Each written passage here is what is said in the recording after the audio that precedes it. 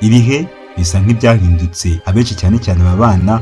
Hari ubwo ugenda utararenga umudugudu ugasanga ingo zihari ni nyinshi, nyamara mu by'ukuri ugasanga muri izo ngo izibanye byemewe n'amategeko ndetse n'imbere y'Imana nizo nke. Abenshi bavuga ko biterwa no kubura kw'amafaranga kubera ko ubukwe butwara amafaranga menshi, maze bo bagahitamo gukurura. Iyo wumvise imvugo gukurura bishobora guhita bibaza icyo ari cyo. Gukurura abenshi bavuga ko biva mu kuzana umugore nijoro, ukamuzana rwihishwa, ukamuzana mutagiye mu murenge ndetse mudakoze n'ubukwe bwemewe n'amategeko cyangwa ubukwe bwa Kinyarwanda muri rusange. None se ko muri iki gihe ibintu byahindutse? Mu gihe cya kera mbere yo kubana n'umuntu babanzaga gukora imisango y'ubukwe, ababyeyi bagaha umugisha abagiye kubana ndetse n'Imana muri rusange.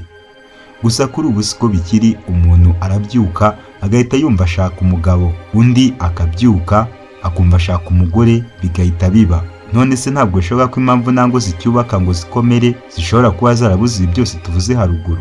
Reka twe kubitindaho gutwigarukire ku bukwe bwa Kinyarwanda. Ubu dukurikiye turakorarika kugira ngo ntujye kuri Biztime TV kugira ngo urusheho kwimenyera byinshi ku by'ingenzi byabaga bigize ubukwe bw'Abanyarwanda bo hambere. Ntujye kuri Biztime TV tukurarikira gukora subscribe, share ndetse ukibuka gukanda ku nzogera kugira ngo ubutumwa bujye bukugeraho vuba. Njye nitwa Justin Mind, nige tugiye kubana muri iki kiganiro. Ubukwe ni umwe mu mihango ikomeye mu buzima bwa muntu. Ni umuhango ukomeye kubera uhuza imiryango, ugatuma umuntu ashinga urugo rwe, akabyara ndetse n'igihugu kikunguka amaboko.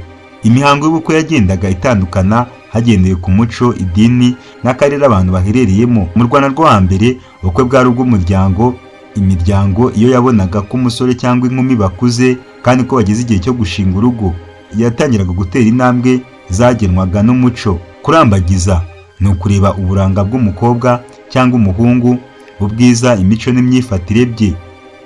Mu kurambagiza habagaho kumenya no kugenzura imyitwarire, imibereho, imikorere, isuku ndetse n'umuryango umuhungu cyangwa umukobwa akomokamo kugira ngo bamenye niba yarahawe uburere. Umuranga niwe wafashaga imiryango y'abateganya gushyingirwana kumenya no gutunganya neza imihango ijyanye no kurambagizanya kwayo. Umuranga yabaga ari inshuti y'imiryango yombi, ishaka guhana abageni cyangwa akaba umuvandimwe w'umuryango umwe, ariko aziranye n'abantu bo mu muryango bashakamo amaboko. Iyo umuranga yamenyeshaga imiryango yaturanyije, umusore n'inkumi bashoboraga guhura bakamenyana cyangwa bakaganira mu buryo busanzwe. Gusaba no gufata irembo byakurikiraga kurambagiza, bikabera iwabo w'umukobwa. Imisango yo gufata irembo no gusaba yarihutaga kuko ubusanzwe mu Kinyarwanda nta wimana irembo. Iyo umuryango w'umusore wabaga wemerewe irembo, hakurikiragaho umuhango wo kurifata. Mu gihe abo mu muryango w'umusore bagiye kumufatira irembo babaga bageze iwabo w'umukobwa, barakirwaga bakazimanirwa, maze uhagarariye umuryango w'umukobwa akababaza ikibagenza. Umuranga si w'umusore cyangwa undi muryango w'umusore watoranyijwe nibo bajyaga gusaba no gufata irembo. Umuryango usaba watangaga inka y'ifata rembo kubifite cyangwa isuku kubaciriritse. Bwabaga ari bwo bwa mbere imiryango yombi ihuye ikaganira ku bijyanye n'ubukwe bw'abana babo. Aha niho bajyaga inama ku bizakorwa n'ibizakenerwa mu bukwe bwabo. Gusaba no gukwa. Gusaba umugeni ni umuhango wakurikiraga uwo gufata irembo, ukabera iwabo w'umukobwa. Mu muhango wo gusaba, umuryango w'umusore watoranyaga abakwe bajya kumusabira. Aha bagendaga bayobowe n'umukwe mukuru witwaje inzoga yo gusabisha. Wari umuhango wo guha agaciro imiryango kuko umusore niyabaga yemerewe gutwara umukobwa atamuhawe. Ibyo byari ikimenyetso cy'uko umuryango w'umuhungu uha agaciro umuryango wareze umukobwa. Mu gihe cyo gusaba, umuryango w'umukobwa ni wahitaga wemerera umuryango w'umusore umugeni. Ibyo bikagaragaza kwihesha agaciro nk'umuryango no kugahesha abawukomokamo. Nyuma yo gusaba hakurikiragaho umuhango wo gukwa, ugakorwa n'umuryango w'umusore kandi ukabera iwabo w'umukobwa. Iki gihe umusore yakwaga inka, isuku cyangwa andi matungo, nubwo hose bavugaga ko bakoye inka. Inkwano yabaga ari ikimenyetso hagati y'imiryango yombi, bigaragaza ko babaye inshuti. Inkwano yari ipfundo ry'ubumwe hagati y'imiryango yombi.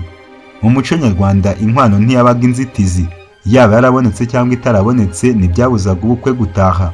Mu gihe inkwano yabaga ibuze, umusore yashoboraga gutenda, ubwo ni ukuvuga gufata igihe aba kwa sebukwe akora akazi gasimbura inkwano cyangwa agahabwa umugeni w'ubuntu. Akandi gace kabagamo no gutebutsa, n'umuhango wakurikiraga gukwa. Umuryango w'umusore wajyaga iwabo w'umukobwa hagamijwe kurwanira kugira umugeni bazamubazanira. Gutebutsa byakorwaga inshuro zirenze imwe. Umuryango w'umukobwa wakomezaga kwihagararaho kugira ngo umuryango w'umusore ubone agaciro k'umukobwa wabo. Akandi gace karimo ni ukurongora no kurongorwa. Igihe cyabaga kigeze, umuryango w'umukobwa waramuhekaga ukamushyira umuryango w'umusore. Iyo babaga bageze kwa sebukwe, hari imihango yakorwaga yo kumwakira ikagenda itandukana bitewe n'agace. Hari nk'aho iyo yabaga akiri mu bikingi by'amarembo yahagararaga hejuru y'aho batabye urusyo, nyirabukwe akamukoza umwuko ku mpanga. Hari aho umugeni yinjiraga agasanga sebukwe yicaye ikambere, akamwicara ku bibero, akanamuha inka y'ibibero, akabona kujyanwa mu mbere.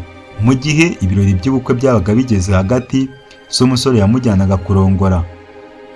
Mu kurongora hakoreshwaga umwishywa, umusore akawambika umugeni, hanyuma akivuga ati ndakurongoye ndi naka mwene naka, maze ababyeyi bakavuza impundu. Ibirori byarakomezaga kugeza mu gitondo, abaje baherekeje umugeni bagasezera bagataha. Nyuma y'uko abaje bahetse umugeni bageze iwabo w'umukobwa agashyikiriza ababyeyi be umwishywa, hakurikiragaho umuhango wo kwakira umwishywa, ukabanzirizwa no gucunda, guca hagati no kumara amavuta. Nta mukobwa yashyingirwaga yaratakaje ubusugi, kuko kuwutakaza byabaga ari igisebo ku mukobwa umuryango ukomokamo n'igihugu. Uwabaga yaratwise atarashyingirwa yafatwaga nk'uwatesheje igihugu ubusugi. Kugira ngo igihugu gisubirane iryo shema ry'ubusugi bwacyo, umukobwa bakamucira mu mahanga cyangwa bakamuroha. Akandi gace ni ugutinya cyangwa se gutinyisha. Nyuma yo kurongorwa, hari iminsi umugeni yamaraga ari mu nzu adasohoka. Muri icyo gihe cyo gutinyisha yaboheraga nyirabukwe akebo k'ibara rimwe bitaga nyirabitabo. Gutinya cyangwa gutinyisha byafashaga umukobwa kumenyerana n'umuryango ajemo, akamenya imyitwarire n'imico biranga umuryango mushya ajemo. Akandi gace no gutwikurura, n'umuhango wakorwaga hagamije gusohora umugeni kugira ngo bamuhe uburenganzira bwo kujya ahagaragara kugira ngo atangire imirimo ye.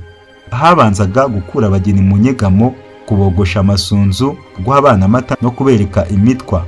Mu kwerekwa imitwa, urugo rushya rwahabwaga ibyangombwa nkenerwa birimo ibikoresho, ibiribwa n'ibindi. Umuryango w'umukobwa baga bamuzaniye ibiribwa, imyaka n'ibikoresho byo mu gikoni. Umukwe mukuru niwe watumwaga mu rugo ngo ayobore uwo muhango, aherekejwe n'abakuze n'amasugi. Akandi gace ni uguca irembo no kuramukanya. Guca mu irembo byakorwaga n'abageni bajya gusura iwabo w'umukobwa. Uyu muhango wabaga nyuma y'igihe runaka abashyingiye baramenyereye urugo kandi baratangiye no kurukorera. Abageni bajyanaga na se w'umuhungu, umuranga cyangwa se undi muntu washoboraga kubavugira ijambo. Bitwazaga inzoga, bagera iwabo w'umukobwa bagasangira kandi bakaganira, hagamijwe gushimira umuryango w'umukobwa ko wabahaye umugeni mwiza. Gusura abageni ni umuhango wakorwaga n'iwabo w'umukobwa, ugakorwa nyuma yo guca mu irembo.